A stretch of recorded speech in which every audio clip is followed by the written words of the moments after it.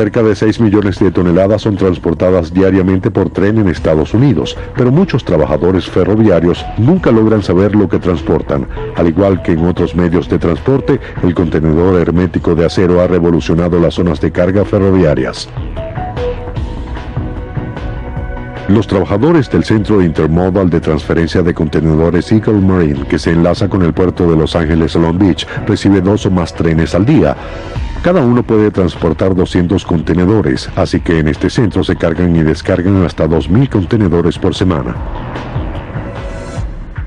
Quizás los contenedores de acero sean algo nuevo, pero las mercancías han sido transportadas en trenes casi desde que el primero de ellos se puso en marcha. Alrededor de 1830 o 1831 se crearon los primeros vagones de carga y se realizaron pruebas con diferentes modelos.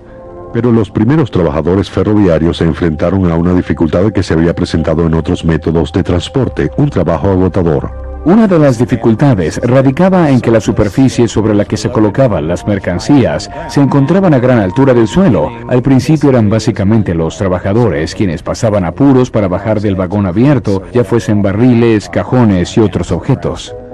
Afortunadamente para los primeros empleados de los depósitos, las dificultades pronto terminarían. Alrededor de 1845, antes de llegar a 1850, en las estaciones de trenes de las grandes ciudades, se produjo la creación de la plataforma, la cual no solo se utilizó para pasajeros, sino también para mercancías. Es una estructura creada para colocar una superficie plana al mismo nivel de la puerta de los vagones de carga o de pasajeros. En lugar de tener que levantar con esfuerzo las mercancías del vagón de carga para colocarlas en el suelo, es más fácil descargarlas en esta plataforma, en cuyo extremo hay una larga rampa que puede colocarse ante un vehículo con ruedas como una carretilla o un vagón. Donde no se disponía de plataformas, los trabajadores utilizaban carretillas para las cajas y baúles que por ser pequeños podían transportarse manualmente.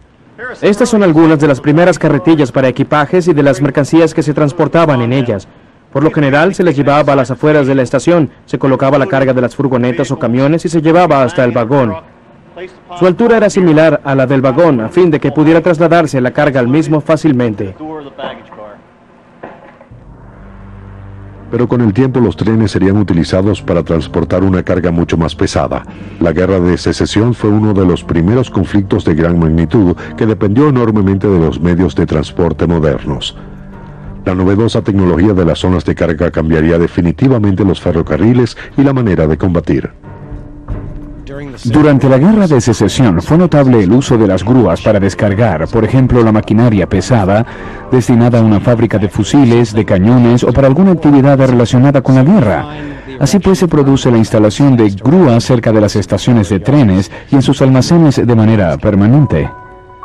Poco después de la guerra, el 10 de mayo de 1869, en Promontory Summit, Utah, los dignatarios colocaron el último riel del tren transcontinental, una red ferroviaria en constante expansión a lo largo de todo el país. La rapidez y eficiencia de los trenes generó un efecto notable en la minería. Los dueños de las minas de todo el país comenzaron a explotar numerosos yacimientos de minerales y de carbón considerados inaccesibles hasta entonces. Las minas de carbón eran tan profundas que las aberturas de las mismas se encontraban a cierta altura. Se trataba de un tren pequeño en el que se sacaba de la mina el combustible en pequeñas carboneras. Luego la mercancía se vaciaba en los vagones de carga de las tolvas desde arriba. Los industriales idearon métodos para descargar los vagones con mercancías secas con mayor rapidez. En esta filmación de fines del siglo XIX aparecen obreros introduciendo un vagón con carbón en un enorme tambor giratorio, el cual da vueltas al vagón para vaciarlo. Pero finalmente los diseñadores de vagones prefirieron las fuerzas de la física en lugar de la compleja maquinaria. Este es un vagón de acero convencional con una tolva abierta. Principalmente transportaba carbón, pero también transportaba mineral de hierro. También podía adaptarse para transportar astillas de madera y arena. Este vagón se abría colocando una barra de Jackson en estos agujeros.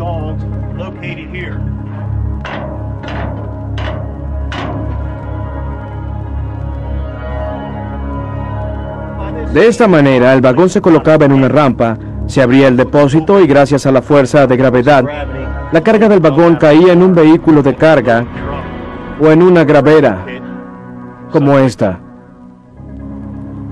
La nueva estructura de las zonas de carga permitía la interrelación de los diferentes métodos de transporte. En la región de los Grandes Lagos, la minería y los buques evolucionaron paralelamente, pero a finales del siglo XIX los trenes se incorporaron al conjunto.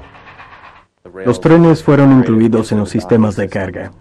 Los vagones transportaban toneladas y toneladas de mineral que eran almacenadas en tolvas que formaban parte de las zonas de carga. Los buques llegaban, se colocaban muy cerca de las zonas de carga y se bajaban rampas especiales adaptadas a las dimensiones de las escotillas de los barcos. De esta manera la carga de cientos de toneladas de mineral que años atrás demoraba algunas semanas se realizaba en unas pocas horas. Pero no siempre se trataba de mercancías secas. En los trenes se transporta toda clase de líquidos. Con la llegada del siglo XX aparece el vagón cisterna, que era un cilindro colocado sobre un vagón abierto. Básicamente, este vagón se llenaba gracias a la gravedad. Sin embargo, alguien tenía que subirse al techo para colocar la boquilla.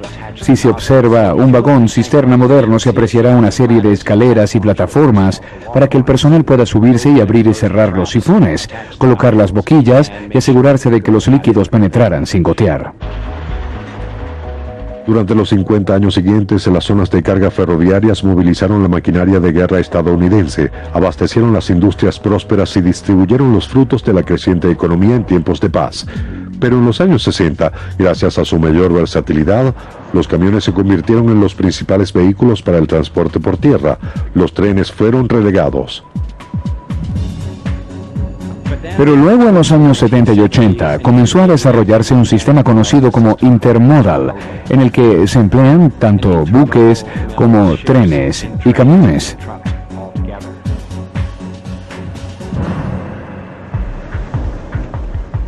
El sistema intermodal permitió que los trenes continuaran siendo parte del transporte terrestre.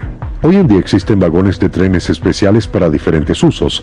El carbón constituye alrededor del 50% del total de mercancías transportadas por tren, así que ambas industrias trabajan muy estrechamente. Llenados mediante correas transportadoras, estos enormes silos son en realidad depósitos de carbón. Al llegar el tren, toneladas de carbón se arrojan rápidamente en los vagones vacíos.